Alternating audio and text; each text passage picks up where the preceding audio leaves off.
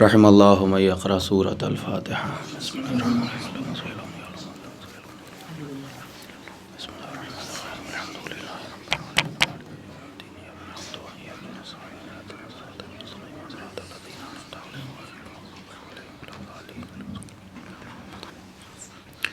لا حول ولا قوة إلا بالله العلي العظيم۔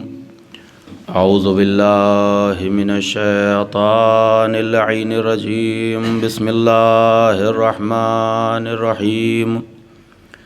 الحمد للہ الذی اسمہ دواء وذکرہ شفاء وطاعتہ غنا، الذی ولی المؤمنین وغایۃ اعمال العارفین وغیاث المستغیثین،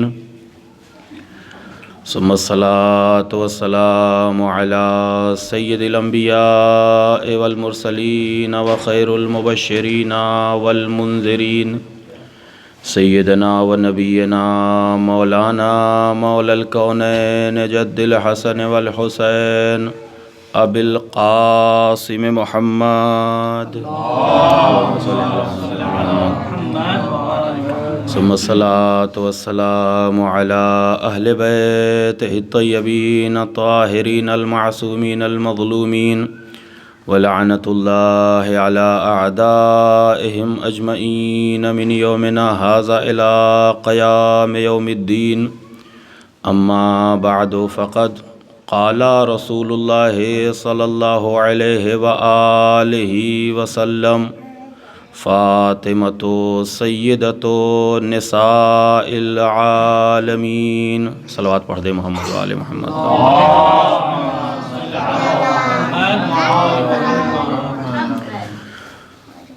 عزیزان گرامی قدر، محترم اور معظم مومنین کرام، پیغمبر اسلام حضرت محمد مصطفیٰ صلی اللہ علیہ وآلہ وسلم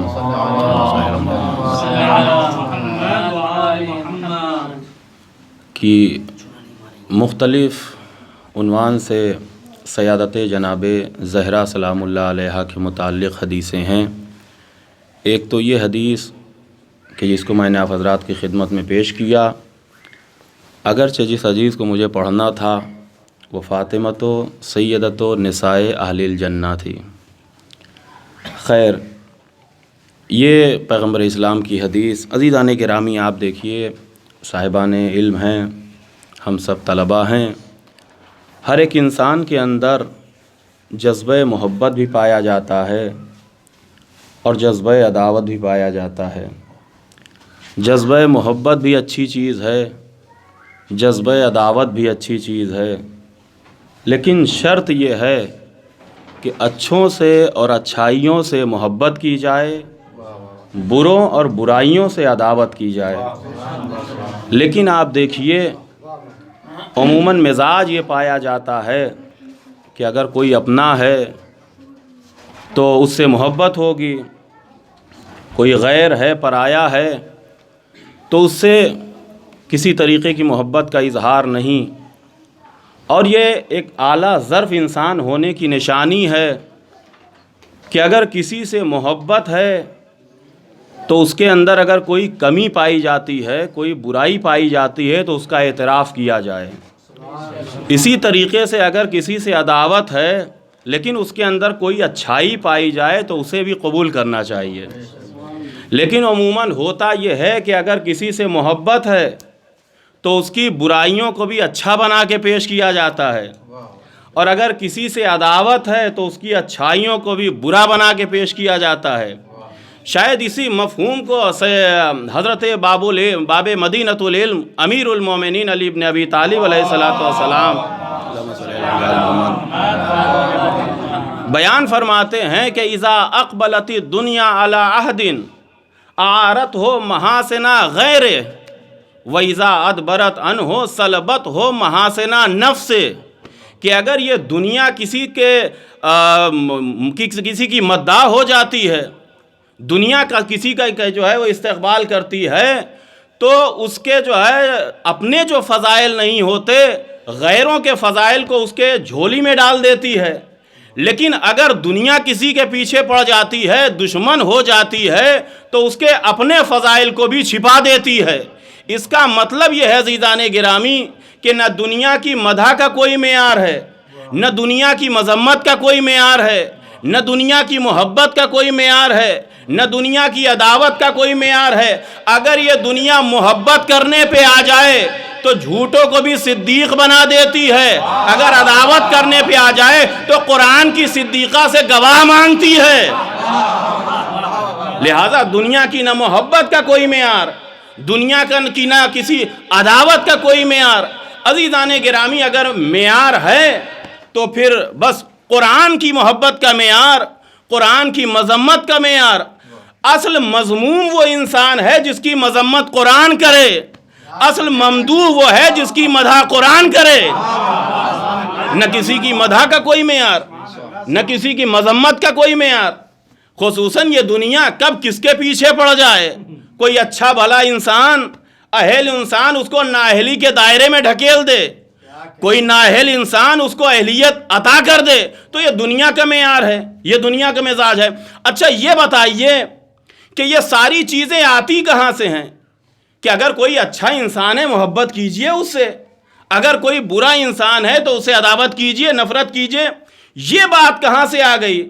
برا ہے پھر بھی محبت، اچھا ہے پھر بھی محبت کا یہ وہ انسان کرتا ہے کہ جس کے اوپر ہوائے نفس غالب آ جائے۔ وہ انسان کرتا ہے کہ جس کے اوپر ہوائے نفس غالب ہو جائے۔ جو انسان شہوتوں کا جو ہے اسیر ہوتا ہے، وہ اچھائیاں برائیاں نہیں دیکھتا اپنے مطلب کو دیکھتا ہے۔ اس کو نہیں اس چیز سے مطلب کہ اچھائیاں کیا ہیں، برائیاں کیا ہیں، اچھے کون ہیں، برے کون ہیں، اہلے کون ہیں، نااہلے کون ہیں۔ اس کو وہ تو اسیر ہے اپنی شہوات کا۔ لیکن عزیزان گرامی دنیا کے عام انسان تو اپنی شہوتوں کے اسیر ہو سکتے ہیں، دنیا کے عام انسان مغلوب ہو سکتے ہیں شہوتوں سے، لیکن جو معصوم ہوتا ہے، جو نبی ہوتا ہے، جو امام ہوتا ہے، اس کے اوپر شہوتوں کا کوئی اثر نہیں ہوتا، نفس پرستی کا کوئی اثر نہیں ہوتا، بلکہ اس کے لیے تو قرآن گواہی دیتا ہے، ما ینطق عن الہوی ان ہوا الا وحی یوحی۔ جو نبی ہوتا ہے، امام ہوتا ہے، معصوم ہوتا ہے، محفوظ عن الخطا ہوتا ہے، اللہ کی جانب سے ہوتا ہے، وہ زبان بھی اپنی مرضی سے نہیں کھولتا، بلکہ جو حق چیز ہوتی ہے اسی کو بیان کرتا ہے۔ اب پیغمبر اسلام نے فرمایا فاطمہ تو سیدۃ النساء اہل الجنہ، تو دنیا یہ نہ کہے شفقت پدری کی وجہ سے، باپ کی جو ہے محبت کی وجہ سے، بیٹی کے اوپر شفقت کی وجہ سے پیغمبر اسلام نے یہ فرما دیا کہ میری بیٹی جنتی خواتین کی سیدہ ہے۔ قرآن نے روک دیا۔ میرا نبی وہ ہے کہ جو ایسے کلام بھی نہیں کرتا۔ اس کا مطلب یہ ہے کہ جو نبی نے فرمایا کہ فاطمہ زہرا جنتی خواتین کی سیدہ ہیں، گویا نبی یہ بتانا چاہتے ہیں کہ میری بیٹی فاطمہ فضائل و کمالات کی اس منزل بافائز ہے کہ اللہ نے سیادت کا تاج فاطمہ کے سر پہ رکھ کے جنت کو قابل فخر بنا دیا۔ اللہ نے میری بیٹی فاطمہ کے سر کے اوپر سیادت جنت کا تاج رکھ کے جنت کو قابل فخر بنا دیا۔ اور عزیزان گرامی دنیا والوں کو پیغمبر اسلام نے یہ بھی بتا دیا کہ دیکھو یہ پیوند دار ردائیں اوڑھنے والی فاطمہ کو عام خاتون نہ سمجھنا، جنت کی خواتین کی سیدہ کو فاطمہ کہتے ہیں۔ خاتون جنت کو، جنت کی عورتوں کی سیدہ کو فاطمہ کہتے ہیں۔ یہ ہے مقام جناب صدیقہ طاہرہ کا کہ یہ جنت میں جانے والی خاتون نہیں، جنت کی سیدہ کو فاطمہ کہتے ہیں۔ اور عزیزان گرامی آپ دیکھیے کہ صرف یہی حدیث نہیں ہے، اور بھی اس طریقے کی مختلف حدیثیں ہیں۔ میرے پاس ایک کتاب ہے، ایک صلوات پڑھ دے محمد والے محمد۔ حضرت آیت اللہ العظمی سید محمد رضا حسینی فیروز آبادی، ایک عظیم عالم دین ہمارے، انہوں نے صحائے ستہ سے پیغمبر اسلام کی جو حدیثیں مولائے کائنات کے متعلق ہیں ان کو اکٹھا کیا، ایک کتاب مرتب کی جس کتاب کا نام رکھا فضائل مرتضی در صحائے ستہ۔ اس کے بعد پھر انہوں نے دوسری کتاب تحریر فرمائی، وہ حدیثیں جو صحائے ستہ میں جناب صدیقہ کبریٰ کے لیے جو ہے وہ پیغمبر اسلام نے ارشاد فرمائی، ان تمام حدیثوں کو اکٹھا کی اور اس کتاب کا نام رکھا فضائل زہرا در صحائے ستہ۔ یہ کتاب الحمدللہ مؤسسہ المؤمل سے اردو میں بھی چھپ چکی ہے، ترجمہ بھی اس کا ہو چکا۔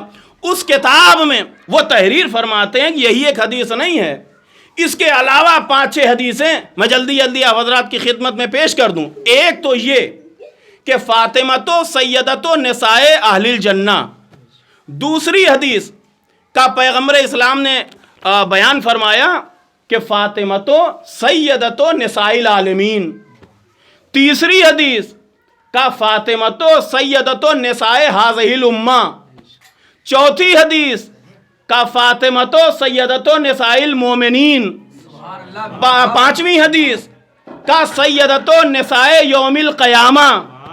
کیا بیان فرمایا پیغمبر اسلام نے؟ یہ میری بیٹی فاطمہ کا یہ امت میں سے نہیں ہے، امت کی خواتین کی سیدہ ہیں، کا یہ صرف قیامت میں جانے والی نہیں ہیں، نساء یوم قیامت کی جو ہے وہ سیدہ ہیں، کا یہ صرف عالمین کی خواتین میں سے نہیں ہیں، یہ عالمین کی عورتوں کی سیدہ ہیں، یہ صرف جنت میں جانے والی نہیں ہیں، جنت میں جانے والی خواتین کی سیدہ ہیں۔ اے میرے رسول، یہ اتنی حدیثیں بیان کرنے کی ضرورت کیا ہے؟ کیا ممکن ہے کوئی سیدہ سے دور جانا چاہے؟ تو میں ان کو سمجھانا چاہتا ہوں کہ اگر اس امت کی عورتوں میں سے سمجھتی ہو تو تم امت کی عورتوں میں سے ہو، فاطمہ زہرا سیدہ ہیں۔ اگر تم مومنات میں سے سمجھتی ہو تو فاطمہ زہرا سیدہ ہیں۔ اگر تم قیامت پر ایمان رکھتی ہو تو فاطمہ زہرا سیدہ ہیں۔ اگر تم کچھ نہیں عالمین کی عورتوں میں سے سمجھتی ہو تو فاطمہ سیدۃ نساء یوم القیامہ، فاطمہ سیدۃ نساء یوم القیامہ، فاطمہ سیدۃ نساء العالمین، فاطمہ سیدۃ نساء اہل الجنہ۔ یہ اتنی حدیثیں انہوں نے بیان کی۔ اب عزیزان گرامی آپ دیکھیے، یہ تمام سیادت کا تاج اللہ نے جناب سیدہ طاہرہ سلام اللہ علیہا کے سر اقدس پر رکھ دیا۔ آپ بتائیے کہ یہ اتنی سیادتیں جو اللہ نے جناب صدیقہ کبریٰ مریم کبریٰ کو عطا فرمائی تو یوں ہی تھوڑی ہے۔ اس لیے عزیزان گرامی یہ جو سیادتیں ہیں آپ دیکھیے، جتنی بھی سیادتوں کا تذکرہ کیا گیا یہ ممکن ہی نہیں ہے، امکان ہی نہیں ہے کہ کوئی انسان ایسے مقام کے اوپر فائز ہو جائے، ایسی منزل کے اوپر فائز ہو جائے، ایسا عہدہ اللہ کی طرف سے مل جائے، الا یہ کہ مقام قرب الہی میں اعلیٰ درجہ رکھتا ہو، مگر یہ کہ مقام قرب الہی میں وہ انسان اعلیٰ درجہ رکھتا ہو، تب ایسی سیادتوں کا تاج اللہ سر پر رکھتا ہے۔ اور اگر دنیا یہ کہے کہ جناب صدیقہ کبریٰ، جناب فاطمہ زہرا سلام اللہ علیہ عام خواتین کی طرح تھیں، جیسا کہ آپ حضرات دیکھتے رہتے ہیں، آج کل انٹرنیٹ کا زمانہ ہے، فیس بک واٹس ایپ کا دور ہے، آپ دیکھتے عام خواتین جیسے دیگر خواتین تھیں ویسے ہی جناب زہرا تھیں، وہ فرق یہ ہے کہ وہ بنت پیغمبر اسلام تھی۔ بھائی یہی نسبت کیا کم ہے؟ یہی نسبت کیا کہ عام خواتین کی طرح تھیں، جیسے دیگر صحابیات پیغمبر اسلام کی بزم ایمان کے ساتھ آتی تھیں، جاتی تھیں، بیٹھتی تھیں، مسئلے مسائل پوچھتی تھیں، ویسے ہی جناب سیدہ۔ اگر ویسے ہی جیسے دیگر خواتین کا علم تھا، یقین تھا، عبادتیں تھیں، اطاعتیں تھیں، اگر ویسے ہی جناب سیدہ بھی تھیں تو من عین جات لہا ہذہ سیادہ، بھئی یہ سیادت کہاں سے آ گئی؟ اگر صرف آنا جانا معیار ہوتا تو سب کو مسلمہ نہیں سب کو سیدہ ہونا چاہیے تھا۔ اگر یہی معیار ہے سب کو سیدہ ہونا چاہیے تھا، لیکن نہیں، نبی نے کسی کے لیے نہیں فرمایا کہ یہ سیدہ ہیں، اگر فرمایا تو صرف سیدہ کے لیے کہا کہ یہ سیدہ ہیں، صرف سیدہ کے لیے فرمایا کہ فاطمہ سیدہ ہیں. اور عزیزان گرامی آپ دیکھیے، یہ نہیں ہو سکتا کہ جناب صدیقہ طاہرہ کے مقابل کا کوئی ہو جائے اور کوئی جناب صدیقہ طاہرہ کے جیسا ہو جائے. تو یہ جو سیادت کا تاج اللہ نے رکھا وہ عظمت کی وجہ سے، فضیلت کی وجہ سے، جناب زہرا سلام اللہ علیہا کی شخصیت کی وجہ سے. لیکن اگر کوئی انسان کہتا ہے کہ ایسا نہیں، عام خواتین کی طرح تھیں، تو پھر آپ کو ماننا پڑے گا کہ پیغمبر اسلام کے اوپر اس قدر شفقت پدری حاوی تھا کہ پیغمبر اسلام نے اپنی بیٹی کے لیے یہ تمام خطابات بیان کر دیا. قبول کرنا پڑے گا آپ کو. اور اگر کسی نے یہ کہا کہ ایک بس باپ کی محبت تھی کہ جس نے اتنے خطاب اپنے بیٹی کو عطا کر دیا، تو ایسا انسان نہیں، گستاخ قرآن بھی ہوگا، گستاخ رسالت بھی ہوگا. ایسا انسان کوئی عام انسان نہیں، گستاخ قرآن ہوگا، گستاخ رسالت ہوگا. اس لیے کہ اللہ نے پہلے ہی اپنے نبی کی شخصیت کو واضح کر دیا کہ ما ینطق عن الہوی ان ہوا الا وحی یوحی. میرا نبی کلام نہیں کرتا، باتیں نہیں کرتا، مگر یہ کہ جب وحی آ جائے، اللہ کی طرف سے پیغام آ جائے، اللہ کی طرف سے امر آ جائے، تو جب ہم نے یہ مان لیا کہ پیغمبر اسلام جو بولیں گے، جب بھی زبان کھولیں گے، وہ اسی وقت کہ جب اللہ کی طرف سے پیغام آئے گا، تو یہ سیادت کا اعلان ہو رہا ہے.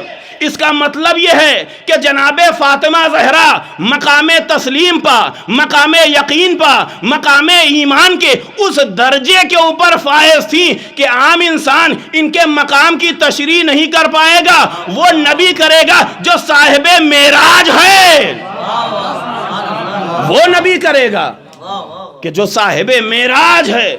لہذا اب صاحب معراج نے قاب و قوسین کے مسافر نے فرمایا فاطمہ سیدۃ النساء اہل الجنہ، فاطمہ تو سیدۃ النساء العالمین، فاطمہ تو سیدۃ النساء یوم القیامہ، فاطمہ تو سیدۃ النساء ہذہ الامہ، فاطمہ تو سیدۃ النساء المومنین.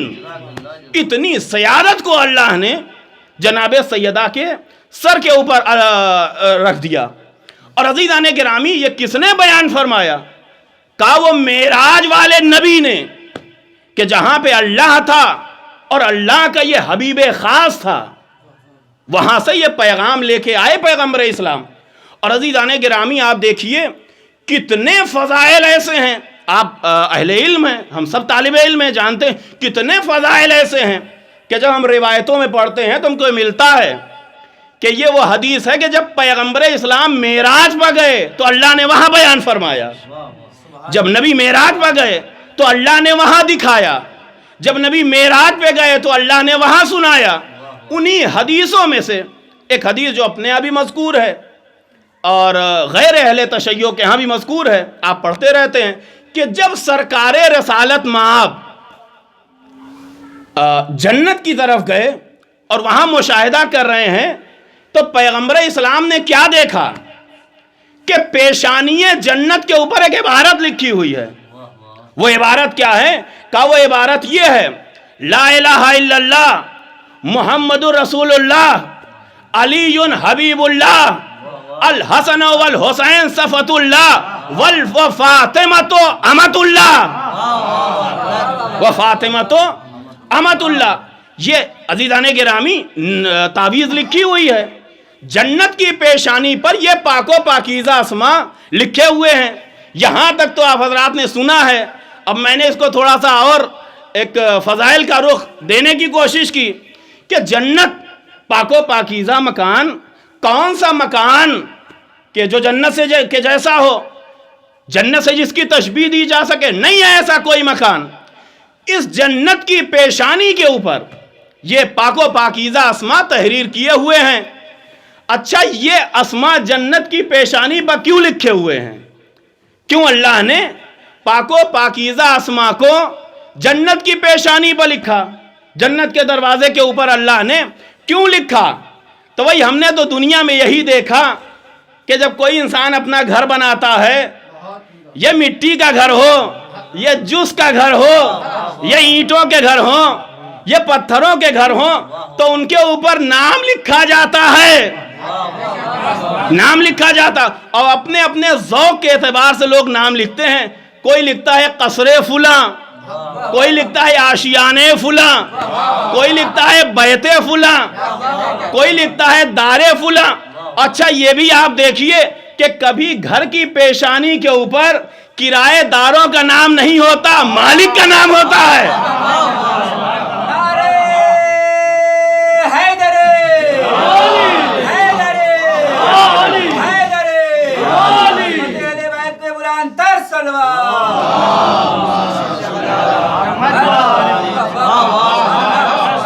جنت کے عام گھروں کے اوپر یہ جو ہمارے گھر ہیں نام لکھا ہوتا ہے اپنے اپنے ذوق کے اوپر۔ کہا جو کرایہ دار ہے ان کا نام لکھ دیا، کہا نہیں، یہ مالکوں کے نام لکھے جائیں گے۔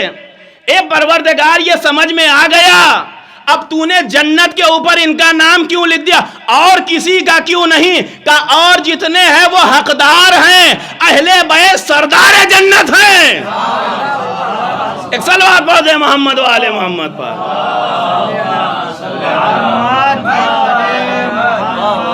اہل بیت سردار جنت ہیں، اس وجہ سے ان کا نام پیشانی جنت کے اوپر اللہ نے تحریر فرمایا۔ تو جناب سیدہ کا جنت کی خواتین کی سیدہ ہیں جناب فاطمہ زہرا، اللہ نے ان کو سیادت کا تاج عطا کیا ہے۔ اور عزیزان گرامی آپ دیکھیے، اور ایک قدم ہم آگے بڑھ جائیں تو یہ جتنی حدیثیں میں نے بیان کی یہ صرف اپنے یہاں نہیں، غیروں کے یہاں بھی لکھی ہوئی ہے۔ خود بخاری کے اندر 4 مقامات ایسے ہیں کہ جہاں پہ یہ تحریر فرمایا انہوں نے کہ فاطمہ تو سیدۃ النساء اہل الجنہ، کہ جناب فاطمہ زہرا جنتی خواتین کی سیدہ ہیں، جنتی عورتوں کی سیدہ کا نام فاطمہ ہے۔ ایک روایت ہے، اس کو پڑھ کے اپنی گفتگو کو تمام کر دوں گا۔ حذیفہ یمانی جو پیغمبر اسلام کے ایک عظیم الشان صحابی ہیں، جناب حذیفہ یمانی، شان حذیفہ یہ ہے، شیخ عباس قمی علیہ الرحمہ نے لکھا کہ پیغمبر اسلام کے رازداروں میں سے تھے حذیفہ، اور پیغمبر اسلام نے بتا رکھا تھا حذیفہ میرے صحابیوں میں مومنین کتنے ہیں، میرے صحابیوں میں منافقین کتنے ہیں۔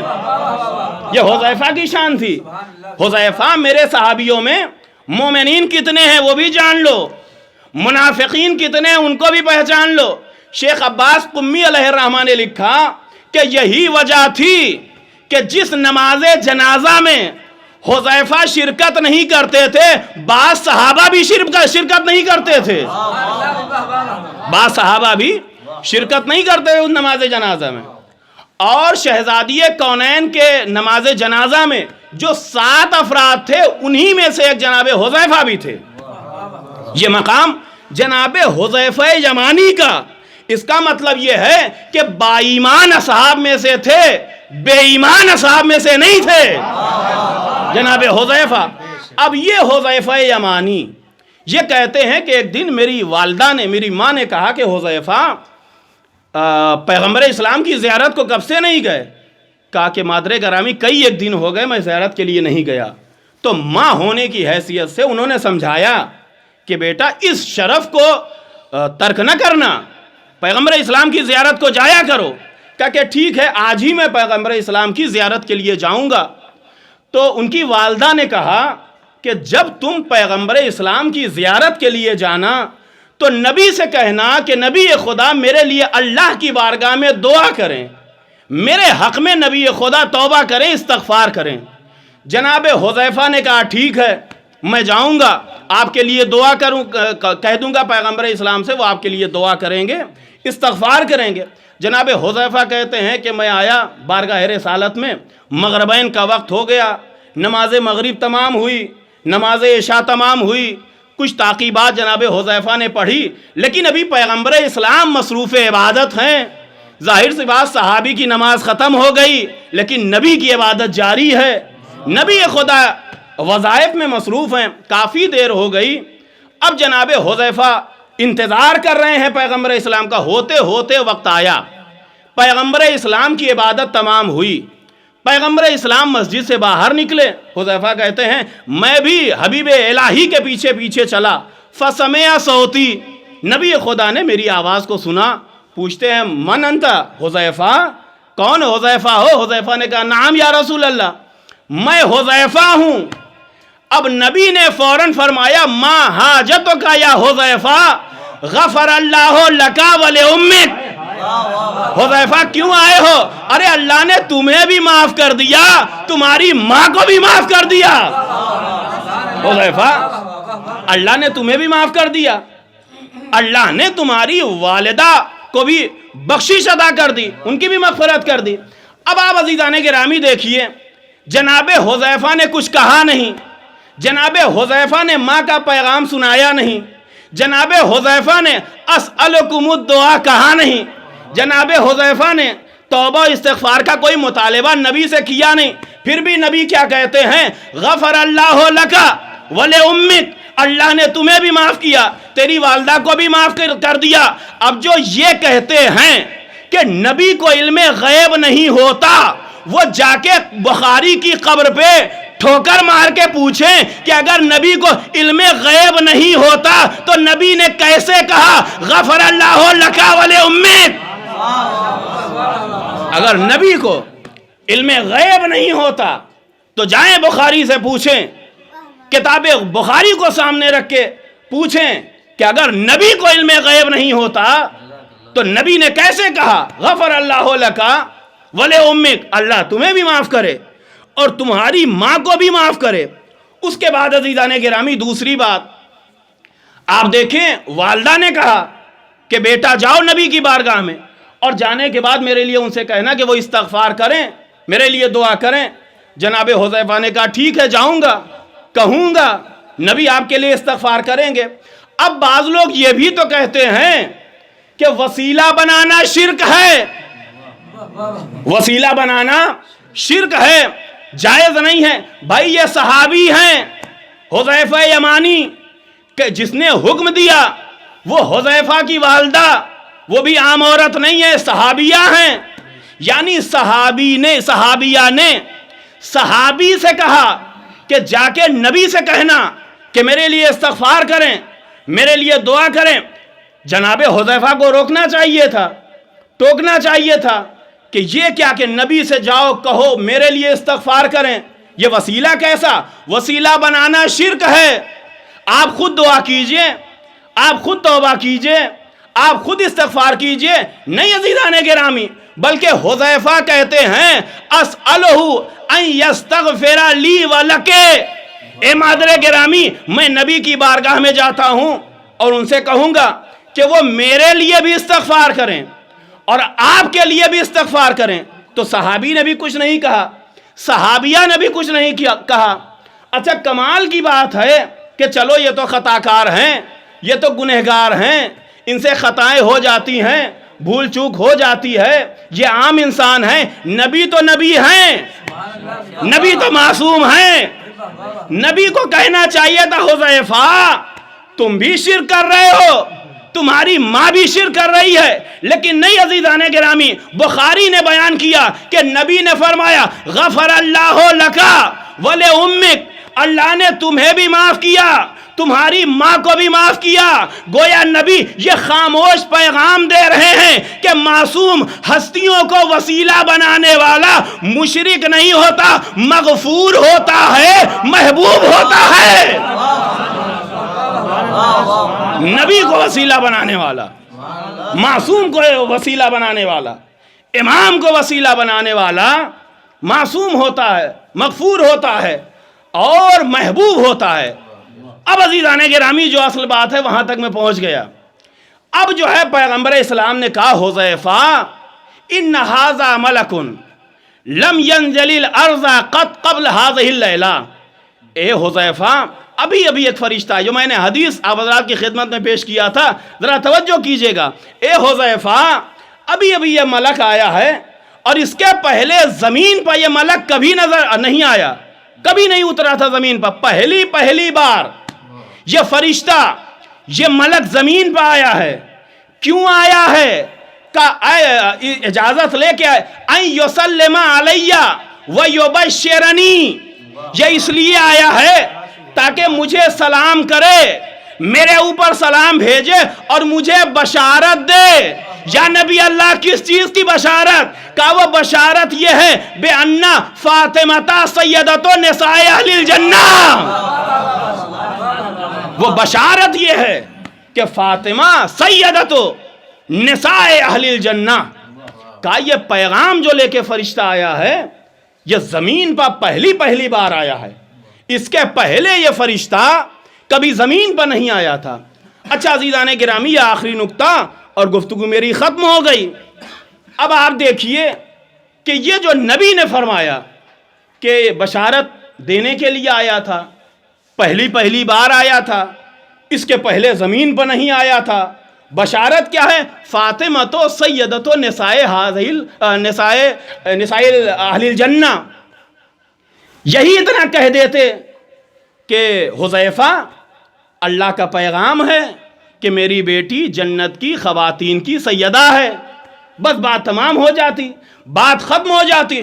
اتنی لمبی باتیں، اے حذیفہ فرشتہ آیا ہے، اس کے پہلے کبھی نہیں آیا، پہلی بار آیا ہے، اسی رات میں آیا ہے، بشارت دینے کے لیے آیا۔ اس کے بعد کہتے ہیں بِأَنَّ فاطمہ سیدۃ نساء العالمین۔ یہ کہنے کی ضرورت کیا تھی؟ عجب نہیں نبی کہیں کہ یہی سب تو پیغام قیامت تک کے لوگوں کو دینا چاہتا ہوں، کہ کوئی شفقت پدری کہہ کے پیچھے ہٹانے کی کوشش نہ کرے۔ ارے سیادت جناب فاطمہ زہرا کا قصیدہ وہیں سے آیا ہے جہاں سے قرآن آیا ہے، جہاں سے آیتیں آتی ہیں، جہاں سے مجھے نبی بنا کے بھیجا گیا ہے۔ ایک صلوات پڑھ دے محمد وآل محمد پر۔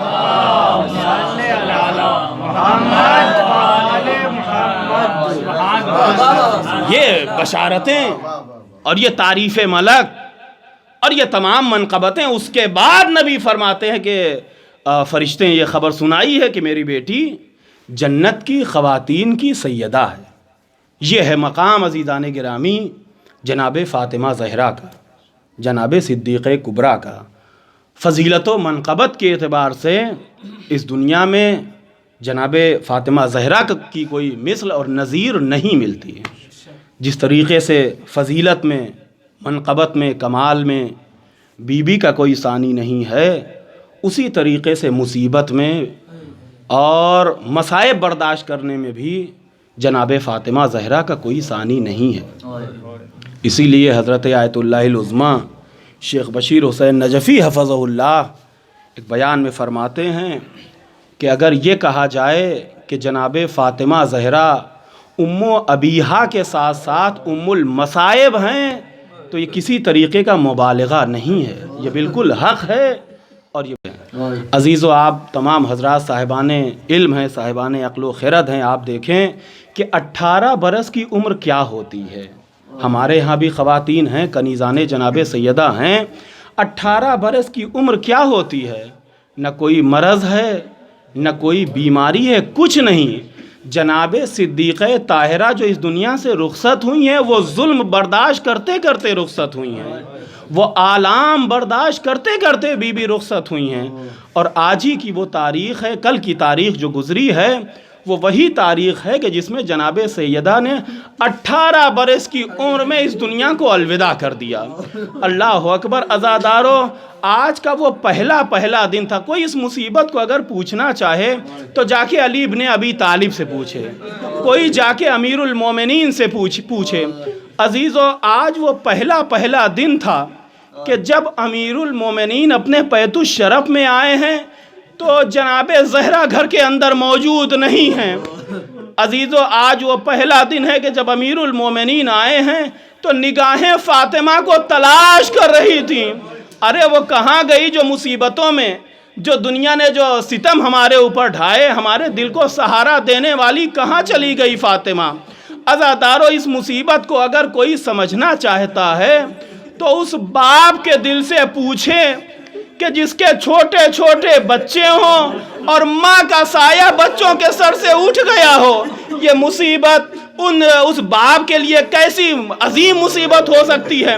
कैसे अपने बच्चों को समझाए, कैसे अपने बच्चों को दिलासा दे। अजीजो, यतीमाने फातिमा के लिए आज पहली शब है, यतीमाने सैयदा के लिए आज ये पहली रात है कि जब वो सोएंगे बाबा के पहलू में सोएंगे, उनकी माँ अपने बाबा के पहलू में सोएगी।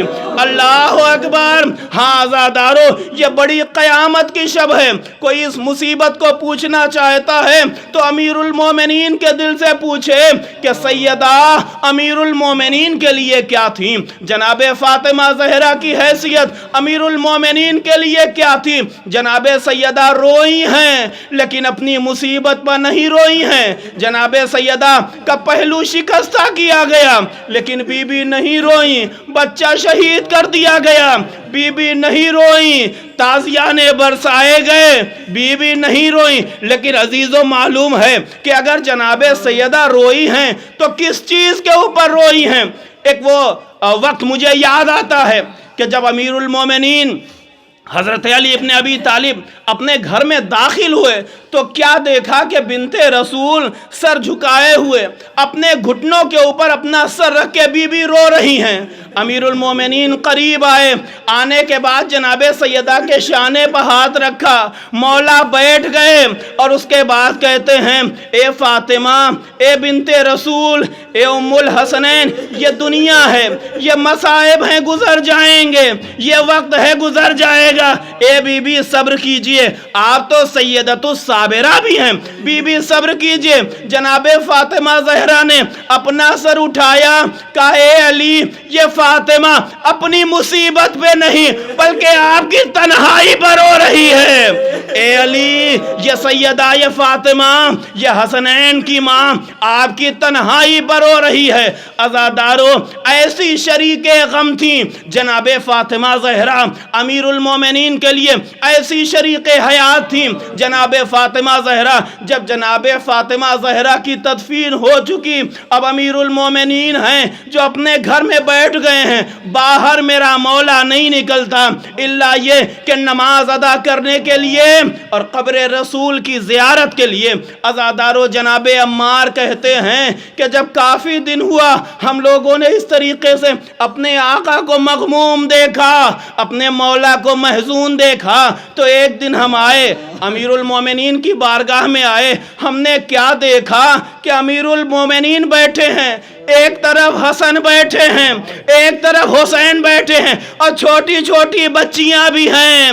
अरे हमने देखा कि जैसे कोई माँ होती है अपने बच्चों को समझाती है, ऐसे अली बिन माँ के बच्चों को समझा रहे हैं। और जैसे ही हमने ये मंजर देखा, अरे हम बर्दाश्त न कर पाए।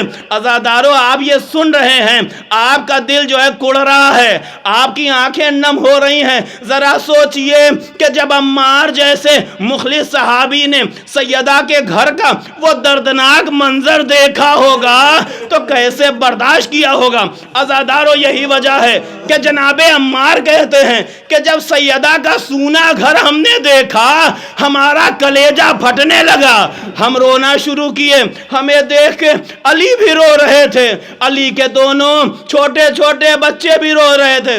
काफी देर के बाद जब हम सब गिरिया कर चुके, रो चुके, हमारा दिल थम गया। हमने अली से कहा, अमीरुल मोमिनीन से कहा, ए मौला, आप तो सैयदुस साबिरीन हैं, ए मौला, आप हमको मुसीबतों पर सब्र की तलकीन देते हैं, ए मौला आप भी सब्र कीजिए, अल्लाह आपको जज़ाए खैर देगा। एक मर्तबा अमीरुल मोमिनीन ने कहा, ए अम्मार, ये बताओ मैं सैयदा की किस किस मुसीबत पे सब्र करूं। अरे सैयदा ने बड़ी अज़ियत बर्दाश्त की है।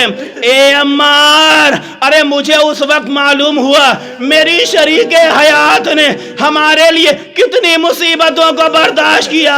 अब अजीजों, अब सैयद काज़िम क़ज़वीनी ये लिखते हैं कि मौलाए कायनात अम्मार से कहते हैं, ए अम्मार, जब मैंने गुस्ल देने के लिए तख्ते गुस्ल पे अपनी जो है इस रफ़ीक़े हयात को लिटाया, गुस्ल देना शुरू किया, ए अम्मार, मैंने महसूस عرض کیا ارے فاطمہ کا پہلو شکستہ ہے، ارے فاطمہ کے بازوؤں پہ تازیانوں کے نشان ہے۔ اے عمار پتا ہے اتنی مصیبتوں کو فاطمہ نے برداشت کیا لیکن مجھے خبر نہ دی۔ اے عمار تمہیں معلوم ہے فاطمہ نے مجھے کیوں نہیں بتایا؟ کہا مولا کیوں نہیں بتایا؟ کہا صرف اس لیے کہ میرے غم میں اضافہ نہ ہو، ارے میری اذیت میں اضافہ نہ ہو، اس لیے سیدہ نے ٹوٹی پسلیوں کو برداشت کیا، اس لیے سیدہ نے تازیانوں کی اذیت کو برداشت کیا کہ اگر علی کو خبر ہوگی ابو الحسن کو اذیت ہوگی۔ ألا لعنة الله على القوم الظالمين وسيعلم الذين ظلموا أي منقلب ينقلبون إنا لله